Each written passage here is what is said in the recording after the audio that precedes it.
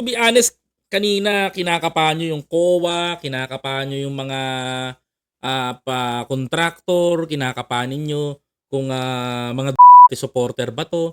But I know some of them is supporter eh. Biruin mo, napahiya siya sa ganyang karaming tao, tapos ang gagawin niya, ang daming alibay, makalusot lang. Senator Marco, si Senator Idol Rapi, mukha atang nagkainitang kanina, mga kababayan ko, dahil lang sa pagtatanong, mga kababayan. Pero may napansin ho ako dito, mga kababayan, na tila ho ba hindi ho napansin ng iba ho ito, o sakaling napansin nyo man ho, mga kababayan ko. Ano ho ito? Panoorin nyo muna tong video na to, mga kababayan. Hindi lang resource persons kundi mismong si Blue Ribbon Committee Chairman Rodante Marcoleta ang kinwestiyon ng mga kapwa senador sa Ayan kapwa senador. investigasyon sa flood control scandal. Unfair daw kasi itong magbigay ng oras para sa pagtatanong. Ayan. Ito ang agenda reporting Hannah T. Ito nako, medyo nakakalungkot to.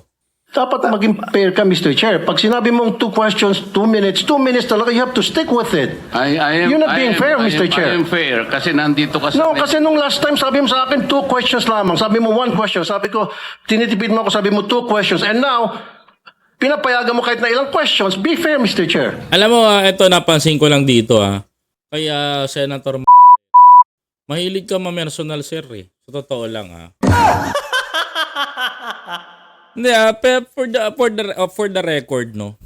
To be honest, kanina kinakapahan nyo yung COA, kinakapahan nyo yung mga contractor, kinakapahan ninyo kung mga supporter ba to. But I know some of them is supporter eh. Pero not Mr. Tulfo, mga kababayan ko. Alam mo, nakakatuwa to si Senator Tulfo because he is a senator, ipaglalaban niya talaga yung pagiging senador niya. Kaya dito, butata si dito, mga kababayan ko eh. Butata siya dito. Biruin mo, napahiya siya sa ganyang karaming tao, tapos ang gagawin niya, ang daming alibay, makalusot lang.